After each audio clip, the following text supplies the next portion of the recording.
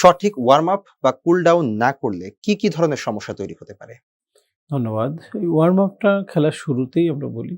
যে আপনি যেমন দেখেন যেকোনো গাড়ির কথা যদি আমরা একটু চিন্তা করি, শুরুতেই কি আপনি 100 কিলো স্পিডে যেতে পারবেন? আপনাকে গ্র্যাজুয়ালি যেতে হবে। স্টার্ট করার পরেই দেখবেন যে গিয়ার চেঞ্জ করতে হয়।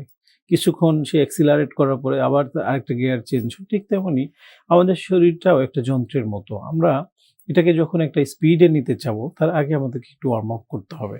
যাতে আমাদের যন্ত্রগুলা প্রস্তুত হয়, আমাদের খেলাধুলার ক্ষেত্রে মাসল লিগামেন্ট গুলা রিল্যাক্স হয়। এটা খুবই একটা গুরুত্বপূর্ণ বিষয়। অন্যথায় আমাদের ইনজুরির পরিমাণটা অনেক বেড়ে যায়। মাসল লিগামেন্ট গুলা তখন মানে জমাট বেঁধে থাকে।